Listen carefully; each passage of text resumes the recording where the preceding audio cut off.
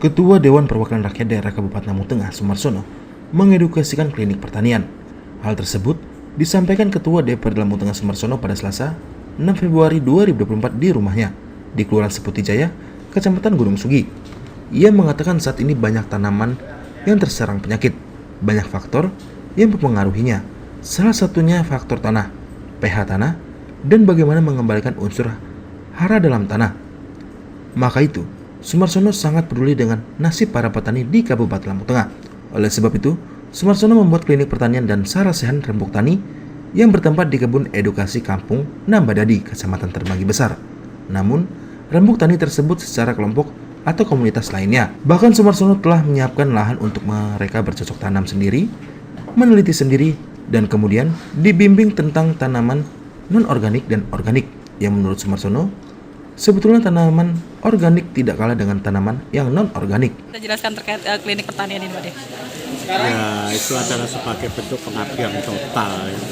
Sebagai ketua DPRD, sebagai wakil rakyat, bagaimana memberikan contoh yang terbaik untuk rakyat. Saat ini tanaman kita banyak terserang penyakit. Yang mana tanaman penyakit tersebut itu sebetulnya banyak hal yang mempengaruhi, termasuk kondisi tanah, kemudian pH tanah, dan lain sebagainya. Nah, disitulah kita membuat klinik pertanian, termasuk bagaimana mengembalikan unsur hara dalam tanah, kemudian pola-pola tanam dan pola-pola perawatannya.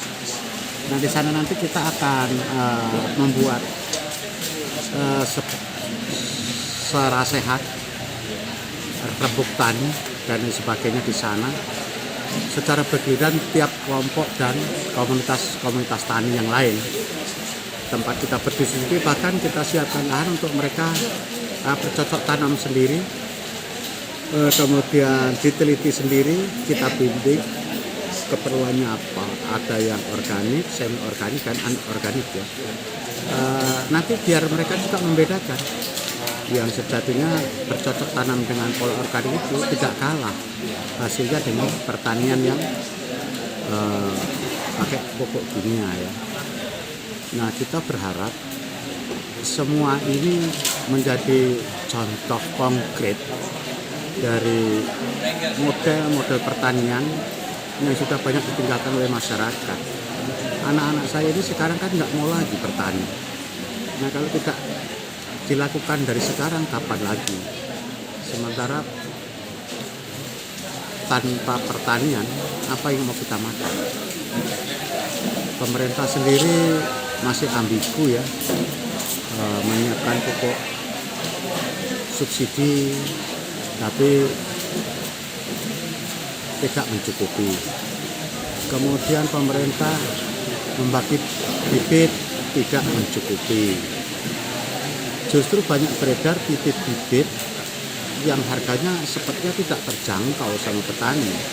Karena bibit yang katanya hibrid itu harganya sampai 180.000 per kilogram.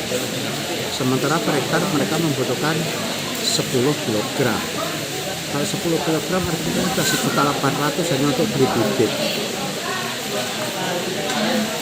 Seyogyanya, pemerintah itu mengajarkan kepada petani bagaimana membuat bibit sendiri, bagaimana petani itu mandiri benih. Nah, setelah itu baru kita ada lompatan lagi mandiri pupuk dan lain sebagainya. Pemerintah justru memberi contoh yang nggak baik kan, melakukan lompatan dengan sebuah kesalahan yang fatal. Kemarin saya lihat menanam singkong tumbuh jagung dan lain sebagainya, duitnya triliunan kan, merusak alam dan lain sebagainya. Sebetulnya kalau mau pangan tercukupi, lipatkan semua petani ini. Nggak usah membuka sendiri. Dulu di zaman Orde Baru ada 1 juta hektar lahan yang dibuka di Kalimantan, gagal. Uang dapat utang. Ini kok diulang lagi? Keledai aja nggak mau masuk ke lubang yang sama. Ini negara melakukan lompatan, justru melakukan kesalahan yang sama kan. Nah, karena itu maka saya membuat namanya klinik pertanian dipadu dengan agrowisata harapannya nanti anak-anak akan tertarik ke sana. Pendidikan luar sekolah akan kita tarik ke sana supaya mereka juga nanti tertarik dengan pertanian. Maka di sana tanamannya ada jeruk, ada rambutan, ada mangga, ada kelengkeng, ada pepaya, dan macam-macam tanaman itu, tanaman-tanaman khas Nusantara ya. Di samping tidak meninggalkan padi, kedelai, dan jagung. Nah, template-template yang seperti itu nanti kita tunjukkan sama petani-petani kita, anak-anak kita, supaya mereka nantinya tertarik lagi ke dunia pertanian. Karena sejatinya kalau dikelola dengan baik, ya sangat menghasilkan juga pertanian ini.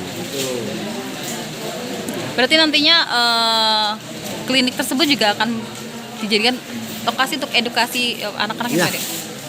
Klinik tersebut akan kita jadikan edukasi untuk anak-anak saya, cucu-cucu saya, baik TK, PAUD maupun sekolah dasar sampai SMP. Nanti kita undang ke sana setelah outbound gitu ya, agrowisata Bhinneka Tunggal Ika saya kasih nama, sehingga siapapun bisa masuk di sana. Kebetulan di depannya itu ada lapangan yang tempat kita nanti ada event-event kebiar-kebiar budaya untuk melestarikan budaya bangsa kita juga.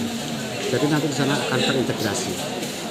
Sistem pertanian terintegrasi, ada peternakan, ada perikanan, dan pertanian.